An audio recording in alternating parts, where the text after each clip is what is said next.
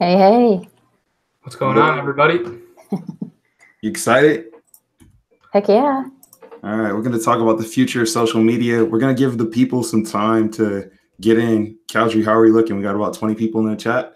Yeah, we're looking pretty good. Everyone's, saying their hellos, which is always good. All the inevitable humans in there? All the inevitable humans. We got to spam inevitable human in the chat. That's how we're going to do it today. We're just going to have a new thing that we're spamming in the chat every time. IH. We're going to spam IH in the chat?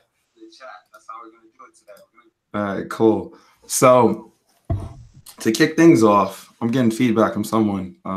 So just mute the live stream if you got that, or mute the computer. But aside from that, I guess the honeymoon period of social media is kind of over. I think we all can kind of agree with that. I don't use Facebook in the same capacity that I once did. I'm curious your thoughts, Ariel, like what you probably were an early Facebooker.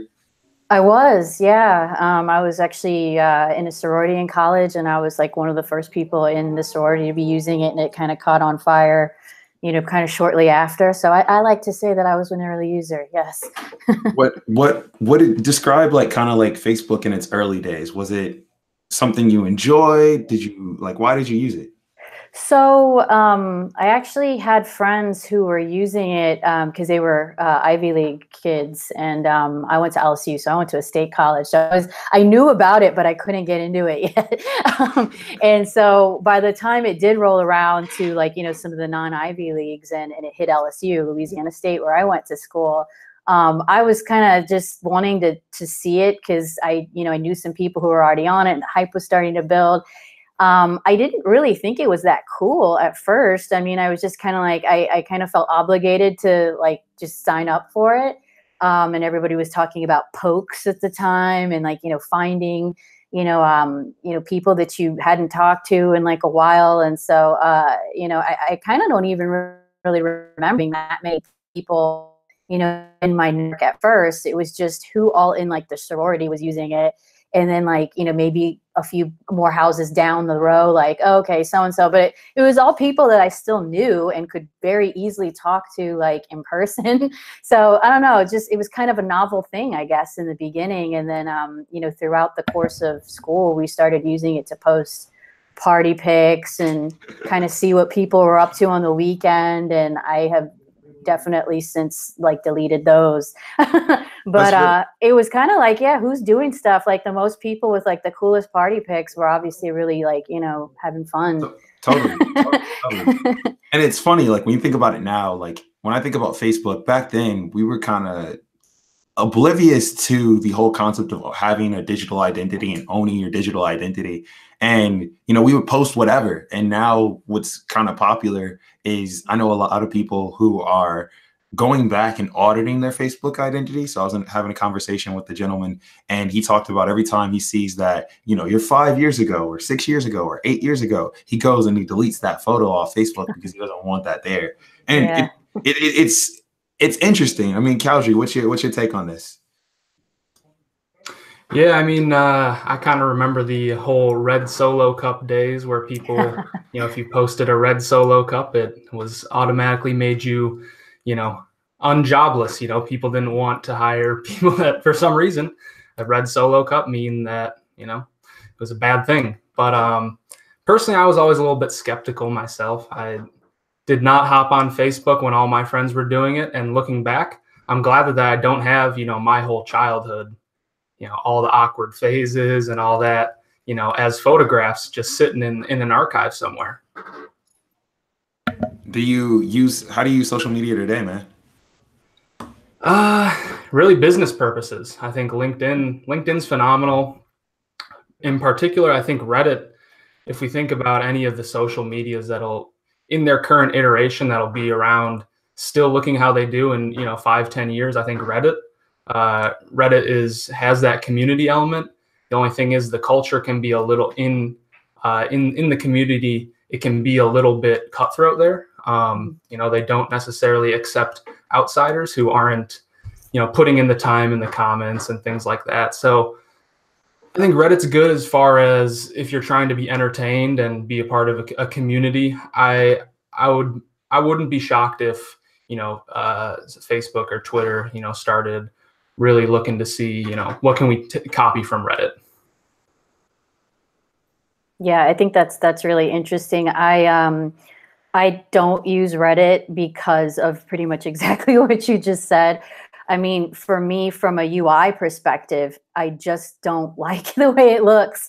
I think it's kind of hard, being like I don't know, like a more visual person, I guess, like trying to, use the platform. I don't feel like Reddit's very user friendly. And I think they kind of purposely do it that way, right? Because it was, I think, kind of founded by some kind of code guys. And, I feel like they kind of want it to look a little like less aesthetically pleasing, Totally.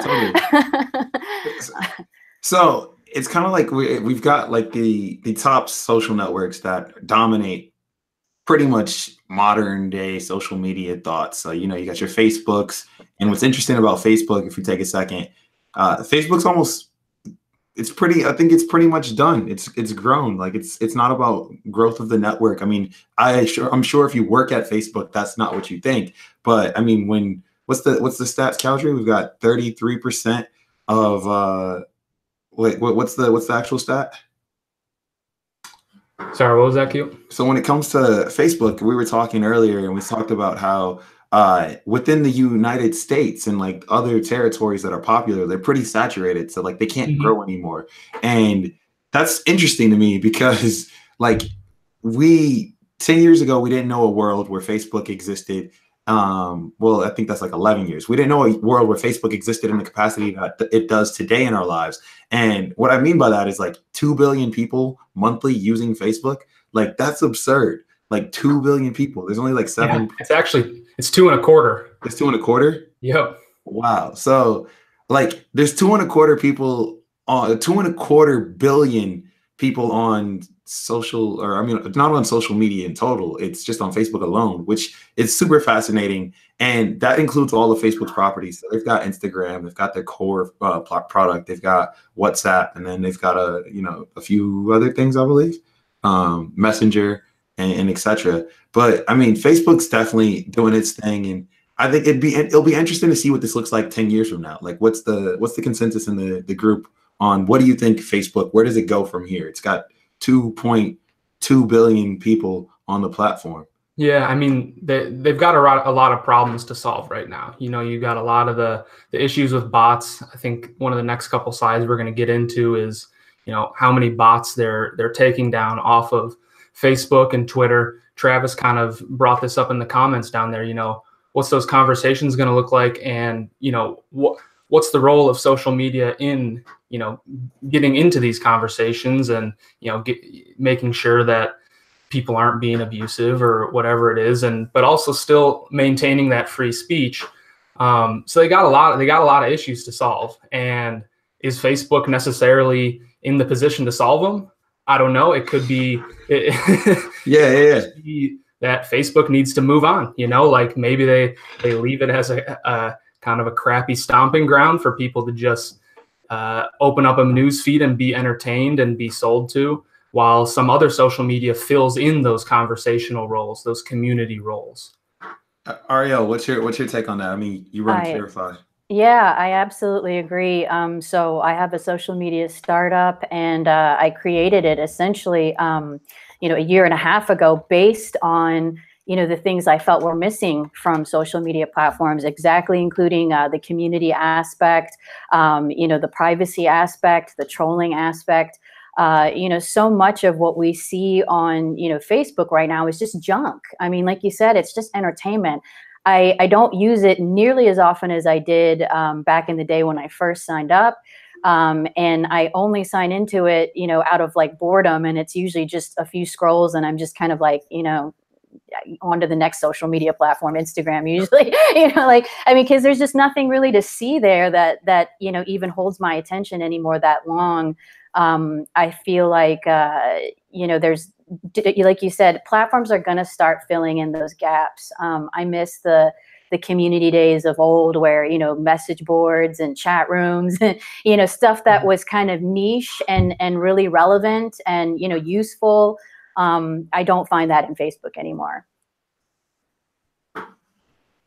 Yeah, it makes sense. So one of the things that I think we have to get aligned on is like now because of the reach and the scale of just social media in general, there's a couple things we have to like level set on. One, what exactly is social media? So like the definition is no longer the, it's a timeline and you just post and share things with your friends. It's much more than that. I think social media is become one of the more effective means of communicating with not just people in general, but like literally the world. Like, I can go on WhatsApp and I can have a conversation with someone in Switzerland or India or Japan, and it's seamless, right? It feels as if like they're right here, or if I want to send a voice note, I can do that. And there's a cultural element to it where it's kind of like that has become the normalcy at which we all just kind of communicate online and digitally. And I think that,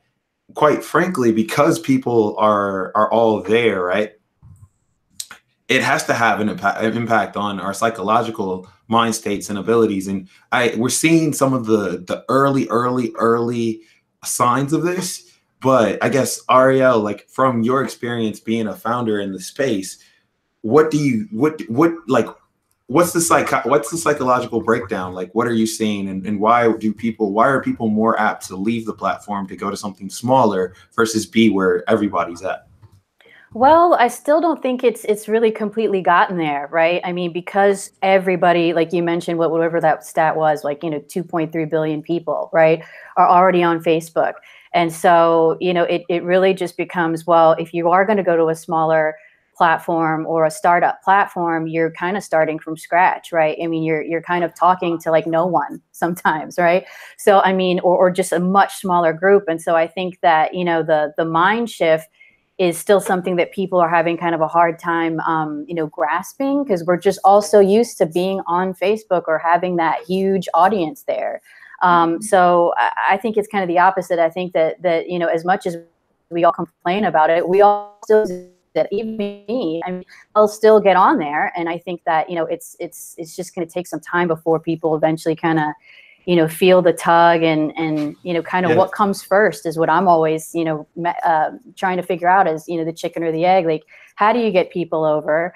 And once you get the people there, they start, pulling more people over. And so, that's something that we're still figuring out at Curified. And a lot of it comes down to influencers, which is, pretty much how anybody gets anything, off the ground. And so, we're really just trying to build an experience for, influencers that's going to be, something really exciting that, other users, non-influencers get excited about using as well. And so that's kind of how we're doing it, at least. That makes sense. I mean, Kadri, what is your take on this whole dopamine, like feedback loops, network effects? Is it fake news? What was that? Is this dopamine driven feedback loops? Is this fake news? Is this something that they want us to just pay attention to? I think this is intelligent people finding ways to move money from one person's pocket to another. I don't blame them, like they're doing a great job, I think, of doing that in particular. But, you see Kamath, I think is how you pronounce his name.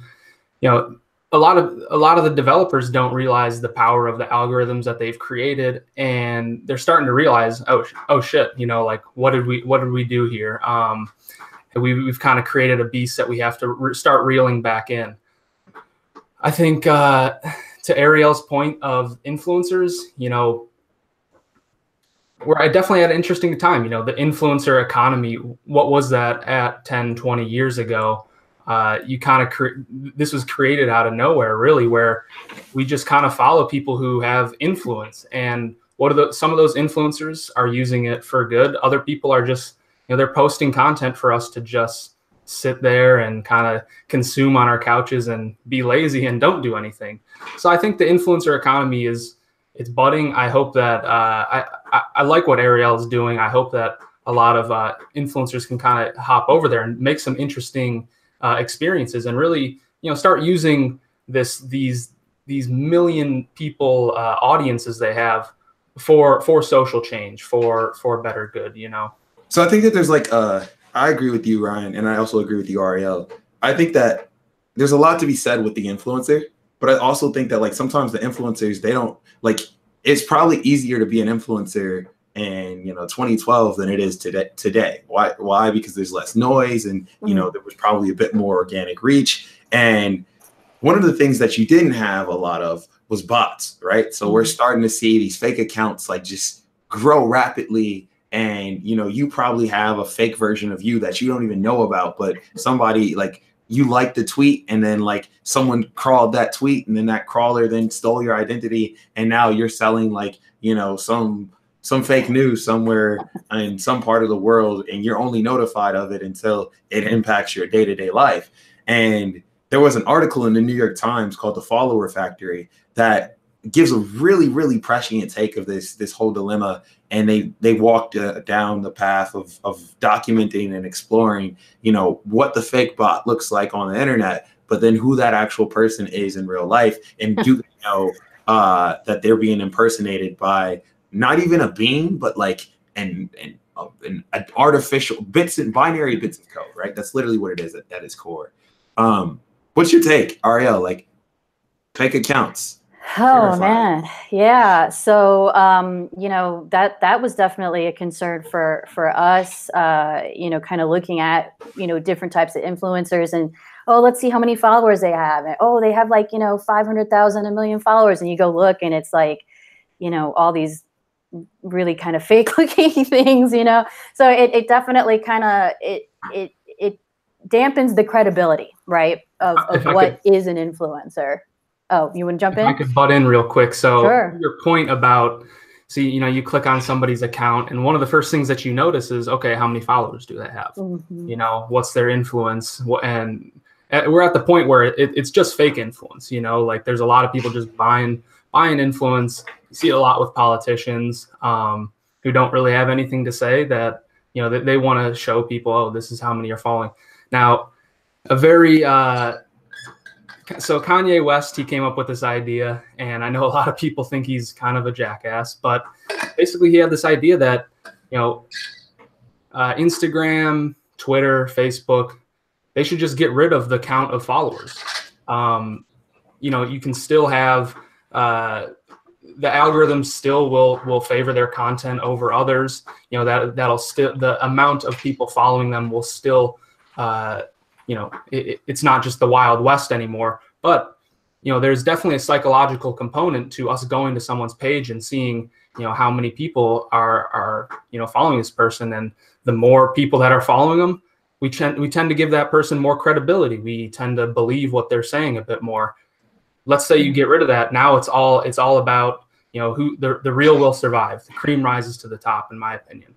Yeah, it's interesting in the comments, Travis is saying, what about using blockchain for, verifying people? And that's exactly where my mind goes when it comes to this issue, right, is the verification, aspect of things. And I don't know how familiar you guys are. I know, Q, we talked about like Lil Miquela, and those bots. So for any of you guys who don't know who this is, Lil Miquela is actually a fake Instagram account. Like, it's known that she's fake. She's a robot, and it was all created by an ad agency to, I think they were trying to sell something like totally different, but they ended up kind of making making up an influencer to sell their product.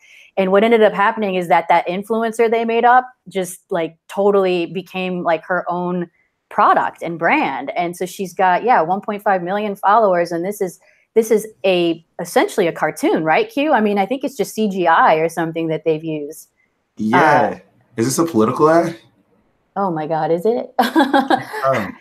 Is this a political ad, Ryan? You tell me. Ryan will fact check it for us. Wow. This looks like a political ad. I was reading something about the thing that they were, so the brand persona, like Lil Miquela's kind of like, user persona is that she is supposed to be kind of like into the BLM and, gun control and like just all of these different issues that a lot of like Gen Zers are really into, because she is she's a Gen Z. I think she's like supposed to be 19 or something like that, right? She'll be 19 forever, right? Is that like what we're? I don't know. Is she? Will she? I don't know. I don't know. I think they're gonna. Maybe they'll give her like robot birthday cakes and robot years, and I don't know. So they're gonna age her. Like I mean, so this is kind of, I guess this isn't really off topic because Little Michaela is kind of probably the future. We're going to see a lot more Little Michaelas on social media, whether we like it or we don't like it. There's a couple that exist already. Little Michaela is definitely by far the biggest. But what's interesting to me in the fact of Little Michaela and just digital humans and overall is they seem to be the best influencer for brands to ever exist, because they don't go and become a Justin Bieber, grow up and, you know, crash the Ferrari and hang out with Little Twist and do dumb things, right? Like, that doesn't happen here. You can control your brand voice. You know, you can look however you want to look. And the craziest thing about this is none of it exists in real life. This is all, like you said, CGI. It's all artificial. And that is mind blowing. We're interacting with CGI characters in our day-to-day lives, not from an entertainment perspective, but almost from an influence perspective. And I guess it goes back down to, like, I think some people are influenced by Mickey Mouse. So what's the difference between Mickey Mouse and Little Michaela? I'm curious with people in the chat. What's your thoughts on that? Where are the inevitable humans at on the whole concept of Little Michaela versus Mickey Mouse? Let us know. Yeah, it's scary because, I mean, you know, she embodies a lot of what, you know, like the 19-year-old, I'm assuming 19-year-old under crowd is like into.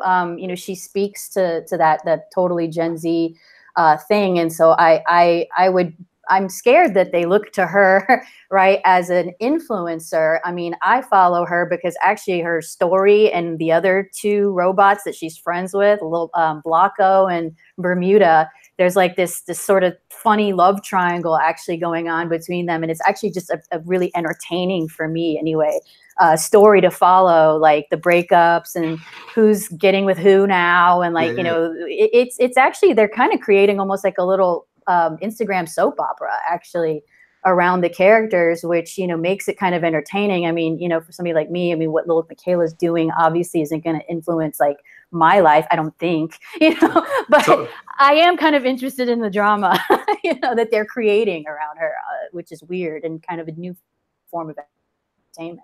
Yeah, that's fair. That's fair. I think I see a lot of people in the chat talking about blockchain. So we're going to give people what they want while they came. Everyone wants to talk about blockchain. So let's get started. Let's get into that. One of the interesting use cases that I think that I've seen when it comes to blockchain and social media is this whole concept of getting paid to use social media. And there's a couple companies out there that exist. The most famous one is Steam and Steemit. And Ryan, I want you to take us away a little bit, like on what you've seen, because I know you spent a lot of time on the dark web trying to figure out why people do this. Yeah, I mean, fact of the matter is people are getting paid to post right now. So someone in the chat had brought it up. I think it was Olivia. Yeah, Olivia was talking about Steemit. UX is really weird. It's an early social network, you know. It's gonna be easy for us to criticize it right now, saying, you know, this is not something I'd much rather be on a Facebook or a Reddit because a lot more people posting. The communities are more developed there. Right now, Steemit, it's kind of, if Reddit is, you know, kind of a, how would you say, kind of it's a click in and of itself of the social medias. This has gone even further down the funnel. It's a very small group of people that are in Steemit. You kind of already have to understand how Bitcoin and blockchain works, and you have to own some Bitcoin. I know there's a lot more people that own Bitcoin, but without it, if you don't have a wallet, you can't get paid on the platform. You can't even get an account. With that being said, you know, that is one of the ways that they can verify people's identities. So you can get rid of the bot problem, I believe. Yeah, I guess that is true. I mean, bots can own crypto. I don't see why they couldn't. You just got to be a nice programmer. But you talked about the Steemit user. Let's take a look at this video. I think it's pretty fascinating. I'm going to play it real fast, and let's see what it sounds like. Hey guys, it's Sarah. My first post on Steemit generated over $545. Here's why. So first of all... So we're not going to watch that whole video, but I think it's like super, super fascinating that we have people making money from social media, and Steemit's on one end of the spectrum, On another end of the spectrum, you have Curified, right? We're going to talk about both use cases, but we want to familiarize the audiences with what exactly we're looking at. Ariel, take us away and just walk us through real fast. Sure. So Curified is a web curation and content monetization platform. Essentially, we're allowing people to curate content from around the internet, just digital content that they're saving, and want to keep kind of organized in one central place, as well as their own content, which can be marked premium or behind a paywall. So every feed on Curified is called a gallery. And each gallery can be subscribed to for $2.99 a month, and the curator gets $1 per subscriber direct deposited, just through Stripe. So we're not using any Bitcoin or blockchain. It's like real money. I don't want to say real money like that, but it's normal money for right now. And so we've got a few influencers and a few people who are on the platform. Curating content, again, not necessarily original, but then some who are curating original content and charging for it, for, again, just a low monthly subscription that doesn't really break the bank. And they're seeing some income more than they do actually with their YouTube revenue. So. Wow. So elaborate on that. You said they're more than what they make on YouTube? Yeah, so Dylan's page, who you had up there before, he makes, you always go on socialblade.com if you're ever interested in what influencers are making actually on things like YouTube. On a bad month, Dylan's making, I think at the time it might have been like $3 a month from his ad revenue, and he's got I don't know, over 1 million subscribers, or he's got some really good numbers on his YouTube, 72,000 video views or something, or maybe 72,000 subscribers, over 100 million video views, and he gets $3 a month in ad revenue on YouTube. Whereas with this, the first week he started a Curified page, he got 18 followers. The first week was making $18 a month, and for the most part actually doesn't even post as much original content as he was, and still has 15, 14 people, and is getting paid $14 a month for basically not even doing anything on the platform, because $2.99, I guess, is just such a small number for some people, just letting it run, So, and we're in the process. He was a beta test actually user, a private beta test user. So we got a lot of really good feedback, and we're building out some additional features and functionality that makes it a little easier and more convenient to use. But yeah, essentially he's making more on Curified, actually doing nothing, than he is on YouTube. So. That's phenomenal for him. I guess the question is, can you be an influencer in a day and age where there aren't these artificial spikes in revenue? So, we had the ad apocalypse not too long ago where a lot of YouTubers lost their revenue because YouTube said that their content wasn't very favorable to what their advertisers deemed worthy and would pay for. And that kind of sucks, right? Imagine you quit your job, you build your income up to a certain level, and you're not at that level anymore, because not because of your content, but because of someone else who just magically said, yo, this isn't worthy anymore. And you have no control over it. And it's almost like a paycheck. If you get a consistent paycheck today, you don't get a paycheck tomorrow because your employer is just like, yo, you're not worthy of your paycheck. It's not because of the work. It's not because of your goals or KPIs. It's literally deemed off of someone's perspective. And yeah. I think that influence is definitely a big part of social media, but and I think you're doing a great job with separating the influencer and their small communities and their tribes. How does the person that is making the content, that is creating the content, whether you're an influencer or you're just a regular person, because I think there's value in that data as well, right? I might just be a grandma just chilling in South Carolina, but I share photos of my grandkids, and Facebook in their algorithm basically takes that into account as a family member and a loved one, and they're going to show that to the people they think is worthy. But they're also going to take note that this grandma's in South Carolina and her grandkids probably visit her, around the holidays. So for advertisers get that information, and guess what? They're going to start showing her Christmas gifts and things to put on the table for Thanksgiving. And it's kind of messed up, right? I know if you're not paying for the product, you're probably the product, but at what point do we just kind of say, hey, if you want to make money from social, go over here. If you don't want to make money from social, but you want to stay in the loop and stay informed, go over there. I know traditionally WhatsApp was like that area in space, right? Where we all just kind of communicated with each other on WhatsApp. There was no ads. There was nothing that was like disrupting the actual experience. It was more of like, you know, just communicate, converse, and we might charge you $1 a month down the road, but like that day is not here because Facebook acquired us and like now it's free for everyone.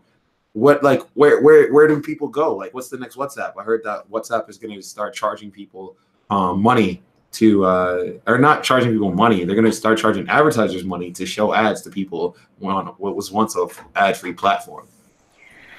Yeah, so there's a lot of good stuff in what you just said, and I guess kind of most immediately kind of going to the things being free and then kind of moving to the ad model is, I think, you know, kind of tying it into the future social media conversation, it is probably going to be where it is. I think that if people don't want to see the ads, they don't want their, you know, their information sold, the alternative to that, at least from a platform perspective, is going to be pay to play, you know, model, right? I mean, if you want to be on this and you want a certain experience, you're going to have to kind of cough it up, right? Otherwise, the only way that you're going to be on that platform is if you do sit through the ads, or if you are okay with like them, you know, kind of messing over your privacy and, you know, that sort of thing. And so at Curified, we're always kind of coming up with different ways, and we have a few ideas on how to, you know, still generate revenue, but create a better and more kind of moral, you know, experience for people that's just less, you know, less slimy, you know, and just kind of more enjoyable. And so I definitely think that the future of social media is leaning in that direction because, you know, at this point, especially platforms like Facebook are so reliant on us as users to stay active that if we're all just like, hey, F this, I don't want you guys doing this, I'm getting off. If enough people start doing that, I mean, they're gonna have to change, you know, or, you know, try to, you know, acquire something like us, you know, I don't know who's doing that, right? So, I mean, it's going to be interesting where this goes. They're putting a lot of the power into our hands, and we just have to kind of all decide what we're going to do with it. Yeah, so Ryan in the chat brought up a lot of the YouTubers that he's seen that get it. They basically create their community, their tribe, and they have a Patreon of sorts or another community tool, a community revenue tool, kind of like Curified, or there's a plethora of them out there. Most people use Patreon, and they go and they just ask their community to give them money, and that's how they sustain kind of their livelihood, and they have like a direct connection with who's watching their content.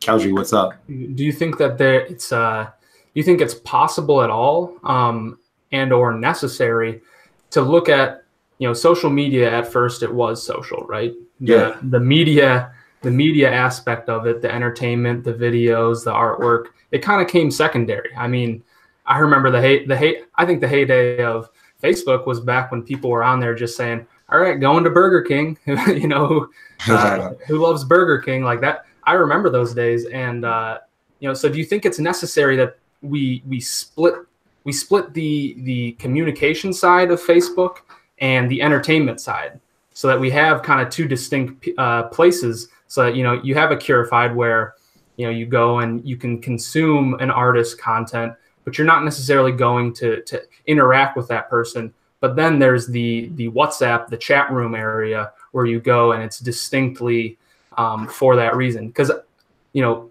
I think the big problem is Facebook, the news feed, that, you know, Mark Zuckerberg, he talks about how that was the biggest aha moment for Facebook. When they created the news feed, they could put everything in that in line, and, you know, it's and you could just go there and you can kind of zone out. You can get your people's news, you could get regular news, you can get content of all different types. So do you think that we can at this point actually split the two again?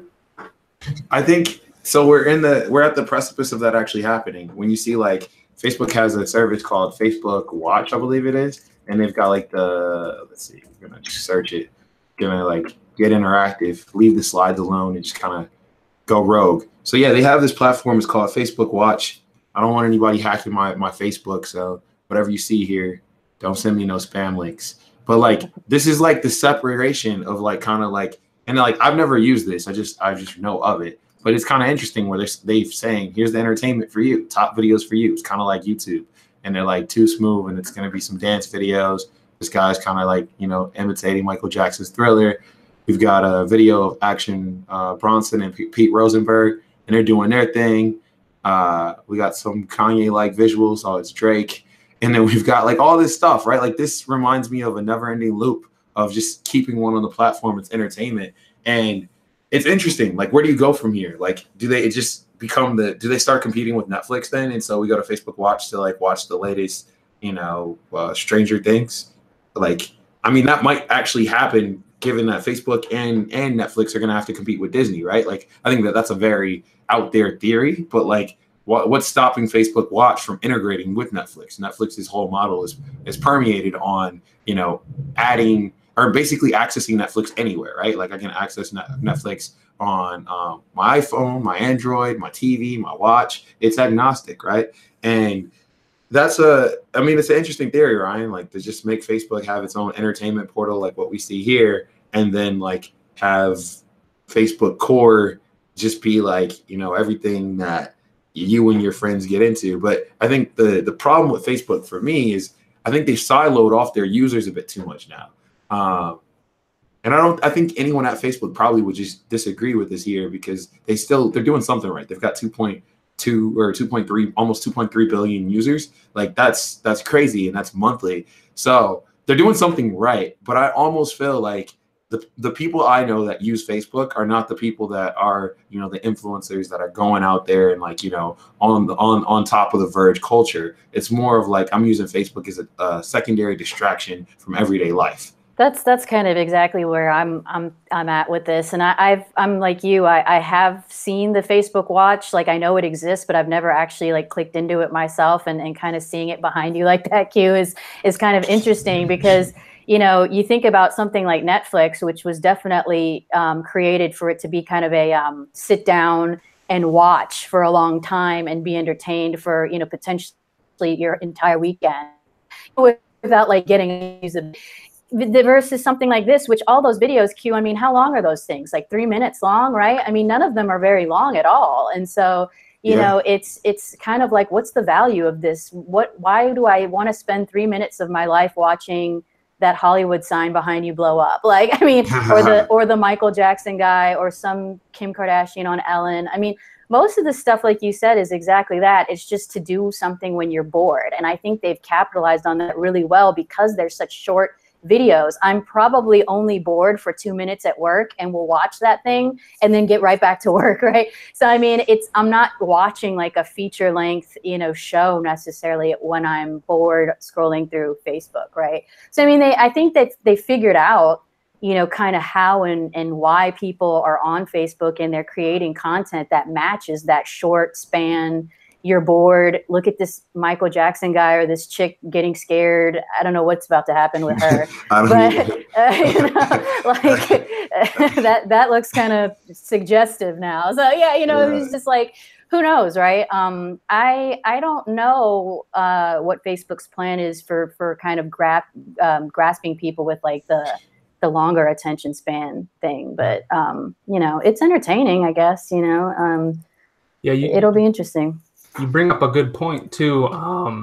Like as we start thinking about blockchain-enabled social medias, you know, is the difference here? So if Facebook is just, it's cocaine for the mind, it's just giving you dopamine rush straight through your head. You know, we have to be careful. I mean, what if we just take cocaine and turn it into cocaine on the blockchain? You know, what's the point of doing that? If, you know, what's the value in just taking the mind-numbing content that we, you know, our human behavior for whatever reason loves it. You know, if we bring it on the blockchain, what's the difference? You know, what's the difference of bringing that on Steemit?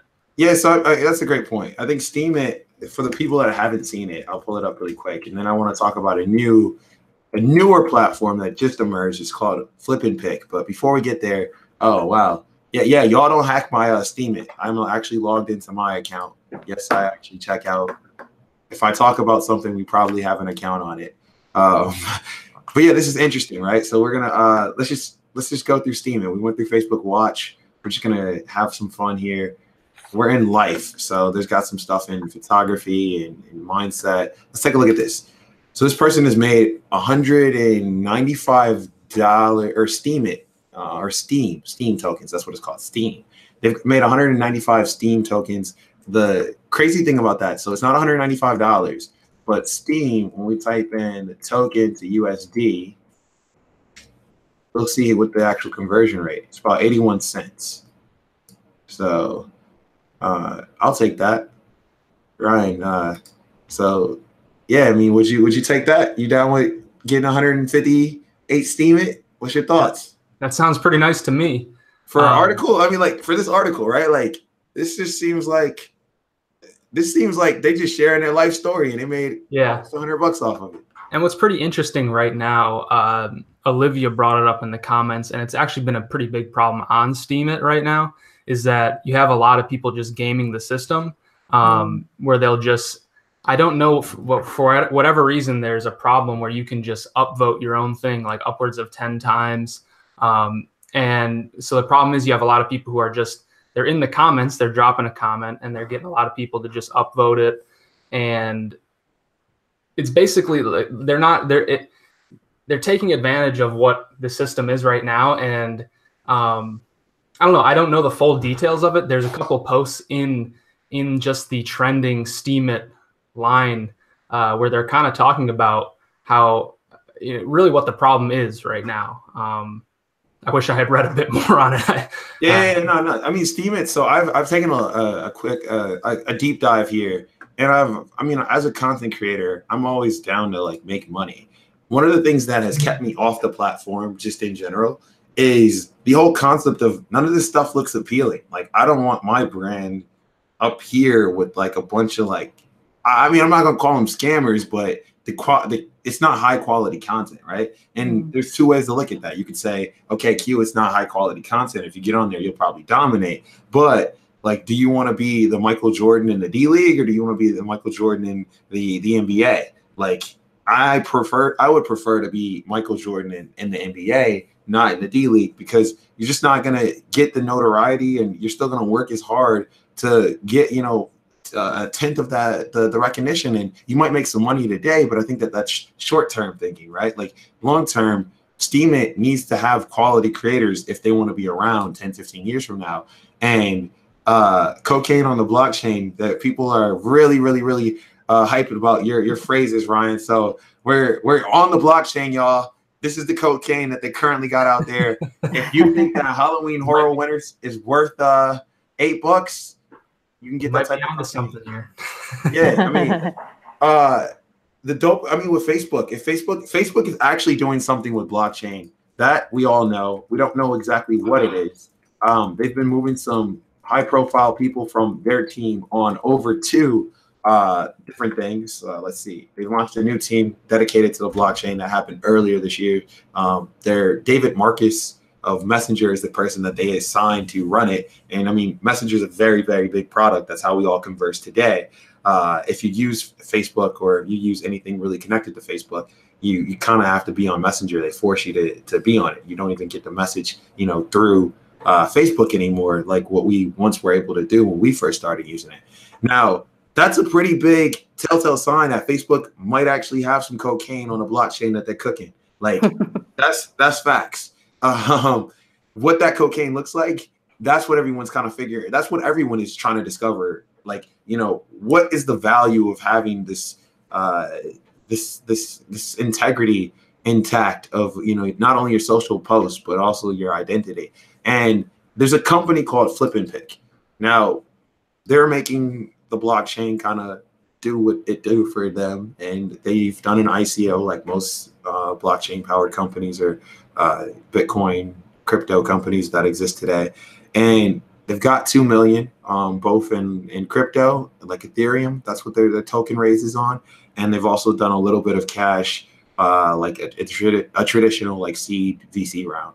So what's interesting about Flip and Pick is it's the first like blockchain-based collaborative social media network to allow users to monetize their social media posts by following their like local shops. Now, it took me some time to understand what this actually means and how it works. I talked to Jessica from their team to get a little bit more insights, and we'll post some more content from that conversation after this discussion.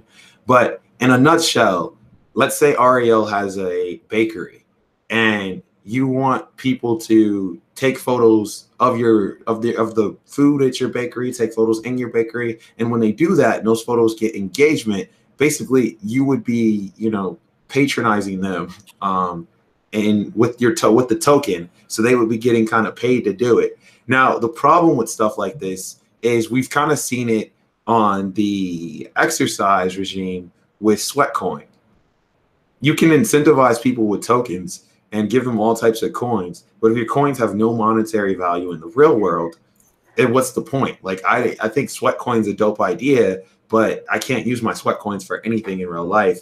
And, one of my friends, Ogu, he was like, yo, you got some sweat coin? I want to trade sweat coin with you. I was like, yeah, I got thousands of that, man. What do you want to do? What's the conversion? And he was like, let me, I'll get back to you. And then he hits me back and he's like, nah, I actually can't do it because what I was going to use the sweat coins for, I can't actually use it with traded sweat coins. So it's like, wait, so if you can't use coins you've acquired through trades, what's the point of even having the token? That's like only being able to spend money you've earned and not been gifted or found, because I know Ryan likes to find change on a block. Always got to pay with exact change. Find a penny, pick it up. Only if it's heads up, though. That's fair. Tails up, flip that thing over for the next person. Cool. Anybody else believe in that? I'm not weird. I know other people do that. I never have cash on me. I really rarely pay with cash. So when I do get like pennies and change for things, it's like, it bothers me. I have no use for it. maybe some people in the chat are with me in the cash realm. hey, whatever it is. All right, we're going to close out here, but I want to have a consensus. If you're in the chat, you're still watching with this is the time where you say Inevitable Human or spam IH. Just, spam IH in the chat if you would get paid to post on social media. And Ryan, what's your take? Yes, you're for this or you're not for it? I think that's a tough one. I think I wouldn't mind getting in early on it, seeing if I could really make something out of it. But to your point, the content on there that seems to be resonating isn't really stuff that I create. So I'd be probably amiss to waste my time and, really spend my time on Steemit. I think, I don't know. I'm kind of bearish on social media. I hope that that this past decade kind of taught us something about ourselves, that really Facebook was kind of a mirror for our boredom and for, what have you, a lot of insert philosophical quote. I hope that we can kind of reverse the damage. I think, especially when you look at the youngins, social media has kind of taken over their lives. I know I don't know. I would rather not feed the beast if you catch my drift. So you're a broke boy. That's what it sounds like. You're a broke boy, bro. Yeah, I'm gonna stick to the streets and pick up my pennies. All right, Ariel, what's your take? Oh, yeah. So, I mean, I think it's time to stop feeding the beasts as well, and really kind of start taking the social media thing into our own hands. I mean, hey, look, Facebook wouldn't be billionaires if it weren't for the content creators that are on there, right? I mean, if people weren't creating content, posting it on Facebook, we wouldn't be looking at it on Facebook. We wouldn't be using it. And so I think what's really about to happen is this shift where people are going to say, hey, look, the stuff I'm posting is valuable to somebody out there. And, I should be getting compensated for it. I mean, it's really as simple as that. These guys are just continuing to get, fatter and fatter pockets. They're finding more pennies than you, Ryan. And, they're going to continue to do that, as long as people let them. And so, I think it's people are going to start, waking up, right? The woke will get woker. All right. Love Y'all it. heard it here first. We got a lot of people that are actually for getting paid on social media. So I don't expect Facebook to do it first. I expect them to probably watch a lot of people fail at it, just because Facebook does have a lot of money to deploy. I mean, they're a publicly traded company. They might actually figure out a way to do it. 10 years from now, I could see it. I mean, your data is worth something with GDPR and a lot of the new data laws and privacy laws that are being brokered. I could see where you might be able to get out of using someone's data if you can broker a transaction, right? So if I give consent for every gigabyte of data that you store on me, I can monetize that for $5. So once I get paid my $5, they can do what they want to do. It might fall in or without some of the latest GDPR legislation or future data privacy legislation that's going to develop as we start to move onward in this new time. Me personally, I'm for getting paid on social media. I don't know if I would I wouldn't put myself out there in a sense where I'm just trying to just get all the loot. So I wouldn't always be optimizing for affiliate links and all my data. But when it makes sense, hell yeah, let's get on that. To close out, I do want to thank everyone that's already from the Inevitable Human community that's joined with us today. Seems like it's been a pretty active group. If you haven't been familiar with IH, Inevitable Human is a futuristic online support community like what you see here. Everybody, if you're in IH or you want to be a part of IH, go ahead and spam IH in the chat.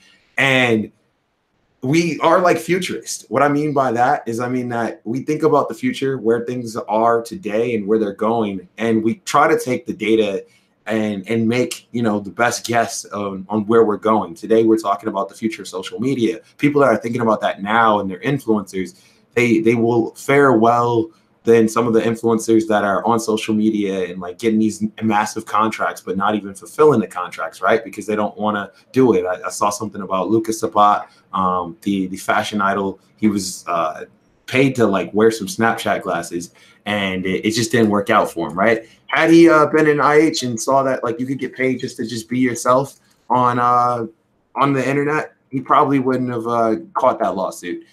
That's a pretty bold allegation, but I feel like if you're thinking about where you are and where you're going, you can kind of avoid some of the pitfalls. Another thing that I want to say is we're going to be doing more digital hangouts. So if you have feedback, you want to see more content, there's different topics you want to talk about, please let us know in the chat or just reach out to me personally. Come hang out with us on a future call. And that's that, y'all.